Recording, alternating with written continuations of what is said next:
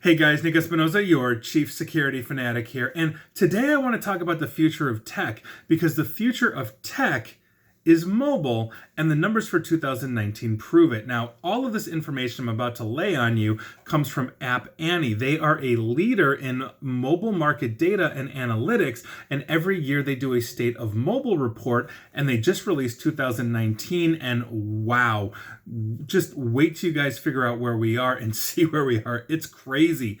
In 2019, there were 204 billion downloads of apps in app stores, whether it's iPhone or Android. That is a 45% growth in the last 3 years since 2016, a 6% year over year, and this excludes reinstalls and updates of apps. So if you deleted that app and then eventually decided I want it back in my life and installed it again, that doesn't count in these numbers. That is massive. Moving on, in 2019, $120 billion in App Store spending. Games now make up 72%, almost 3/4 of all App Store spending. Subscriptions, though, in non-gaming apps fueled growth in spending as well. In 2016, they were at 18%, and in 2019, they're at 28%. That is somewhere between 1/4 and 1/3 of that 120 billion is now subscriptions in the App Store. We spend on average 3.7 hours in our mobile apps daily. This is across the markets that they analyze, and the results are consumers spending 35% more time in mobile in 2019 than they did just 2 years prior in 2017. And the numbers keep getting it's unbelievable. 825% higher average for IPO valuation for mobile-focused companies. Now, these mobile-focused companies have a combined $544 billion valuation for their IPOs across 2019, and that is 6.5 times higher on average versus companies that don't have a mobile focus that went to IPO in 2019. That's initial public offering for stock, for those who don't know. That is bonkers, and that is probably one of the biggest tells as to where industry and technology is moving in the future. And when we are looking at engagement, 60% in higher per use engagement by Generation Z versus any of the older generations, meaning millennials, Gen X, baby boomers, silent, and anybody else. That's crazy. Now, 98% of Gen Z or Generation Z, and for the record, Generation Z was born between 1997 and 2012, which really makes me feel old.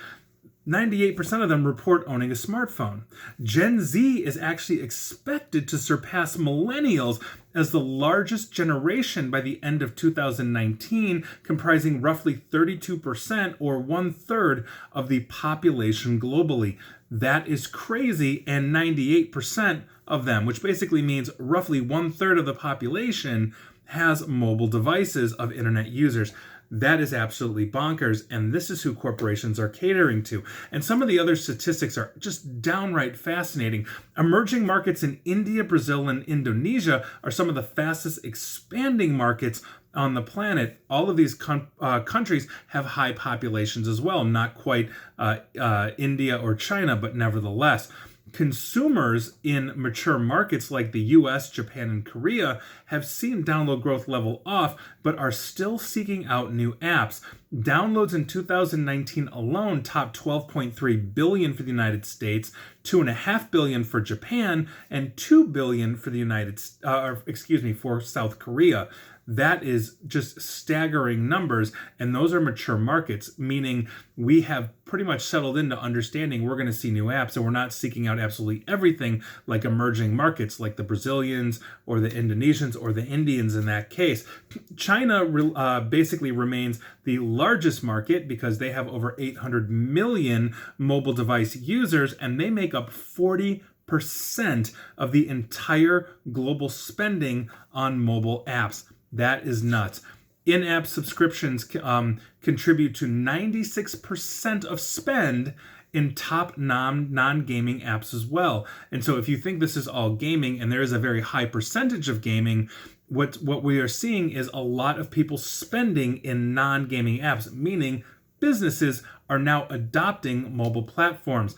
One of the biggest, successes, though, outside of that, with in-app subscriptions are Tinder, Netflix, and Tencent Video out of China, and they top the 2019 consumer spend chart for non-gaming apps. So we have subscription streaming services as well as corporate apps that are consuming a lot of the subscription base, which accounts for a very high percentage of mobile apps. Now, in the United States, if we're focusing here, there were over 106 million downloads of the top 20 IoT or Internet of Things apps in 2019 alone. Now, I'm not going to go through the 20, but I'll give you quickly the top 10. That is the Amazon Alexa.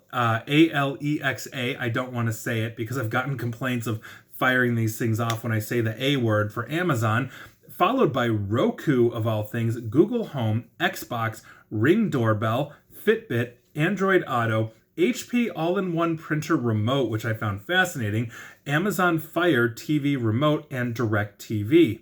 So that is the state of technology. It is moving mobile very fast. And by virtue of this, I think we have a couple of different problems here, or different issues, at least on the cybersecurity side. And one of those things is we really don't understand mobile app development. A lot of people download things that could be coming from countries that don't have good data privacy laws that might get their hooks into your system and start data mining you. The other biggest problem, the other big thing that we have, and not just on top of that, we have privacy issues with everything that I just said. I'm not trying to be glib about it. I'm just trying to get through everything without spending 20 minutes on a video here. I think the next biggest problem that we have is actually Generation Z. Now, I don't have anything against Generation Z or anything like that, but when we are looking at basically that entire group of individuals, which accounts to basically 1/3 of the population per the statistics of App Annie, we have an entire generation that was grown surrounded by mobile phones, smartphones, phones with cameras, technology, wireless, free Wi-Fi, all of these things. We have a generation that trusts the infrastructure around them, which means they are going to be some of the easiest targets even as they get older, unless they are getting cybersecurity awareness education. And so while the future is mobile, and there are a whole bunch of other things I can talk about, such as 5G. I wrote an article for Forbes about that, about how we are changing the understanding of what a perimeter-based network is if companies start adopting widely 5G as opposed to traditional networks. There's a whole calculus into that. But if I am looking at 1/3 of the entire 7 to 8 billion of us basically being clueless that free wireless can hijack you, or rather an attacker can hijack you through free wireless and steal information or insert malware and all of that, we have a serious problem on our hands. And I'm curious to know where this is going to go. So I'd love to hear your thoughts on this. Do you agree that the future of tech is mobile? Do you agree that Generation Z is one of our biggest problems simply due to their trust factor of being ensconced in technology the whole time? And feel free to tell me I'm an idiot, but that is your news of the day. And I thought this was absolutely fascinating. And once again, App Annie, you guys did one heck of a job on this, because this was comprehensive, and I think everybody should be reading your work at least once a year, and I'm sure you guys do other things as well, but I'm a fan. And so that is your news of the day. I'd love to hear from you. And please like, share, follow me here on Facebook and Twitter at NickAESP, and please feel free to subscribe to me at YouTube as well. And as always, stay safe and stay online. Thanks, guys.